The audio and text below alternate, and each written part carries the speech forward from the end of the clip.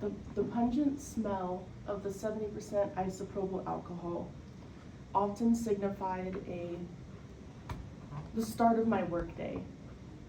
Whether I was in the hospital, in a clinical setting, that was the start of every single workday. But this day, it was a signifier of pure adrenaline and anxiety. Why? Why would you think that I would feel that way? Well, after years of being a phlebotomist and years of venipuncture, thousands of venipuncture, I had the opportunity to step into the role of an instructor. Many individuals feel nervous in new roles and often feel like imposters. Imposter syndrome is very, very common for many. I still remember the nervous, tight feeling in my chest with my first lecture, the immense anxiety and tremble in my hand with my first lab with my students, and the subsequent rewarding feedback I got from not only my students, but my employers. That particular morning, there was an eerie calm in the classroom. It was so quiet, you could hear a pin drop. The fluorescent lights above me felt almost too clinical to bear, drowning out any nervousness and anxiety, and I had to focus. I eyed my new badge, and I actually wore that with you today, feeling the title of instructor just standing out on me and the nervousness of what that meant. I checked and rechecked my syllabus and course instructions over and over, wanting to make sure I did the best for everybody in the classroom.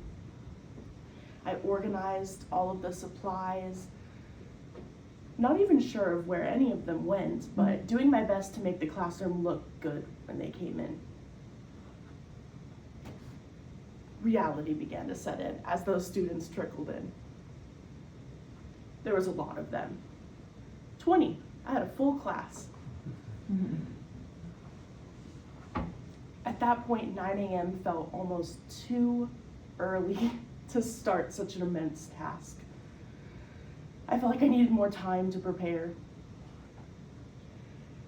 I hesitantly began my first lecture, and when I got my first question from a student, I realized this is a true test of my knowledge. When you have to answer a student question, it really calls in to ensure that you know what you are talking about.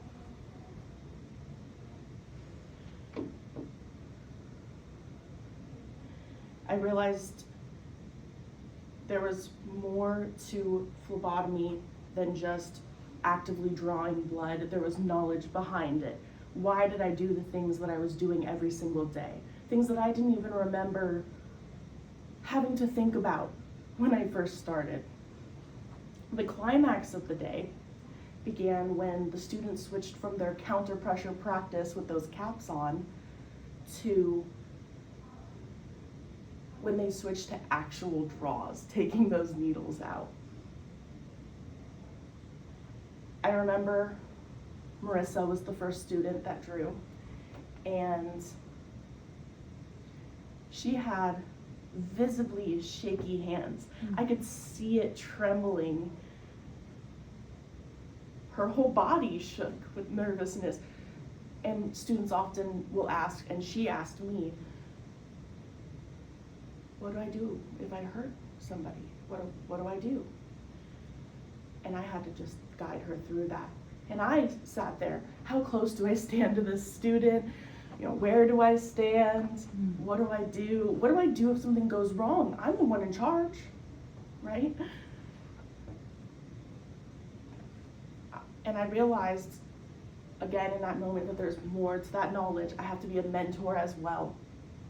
I have to ensure that those students feel safe, that they feel like there is a guiding hand there for them to practice and learn comfortably.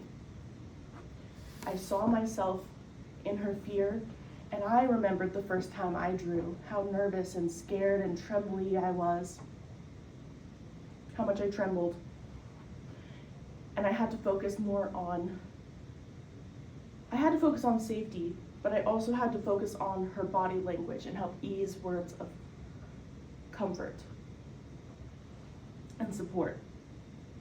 That decision ended up proving a very wise decision later when the rest of the students switched from being too nervous to draw to actually going in and drawing. After subsequent draws, I began hearing, "Oh, that was easier than I thought." And looking back, I can see how that really shifted my view of what it means to be an educator and what it means to be an instructor. That nervous shake from the student reminded me of myself and taught me that my greatest knowledge is not in what I can do necessarily alone, but what I can do in helping others. That power is not in my hands, it is in my ability to guide another's. That day, I stopped being just a phlebotomist, and I started becoming an educator as well. And now, instead of just feeling confident in my ability to draw, I feel confident in my ability to instill that skill and confidence in others.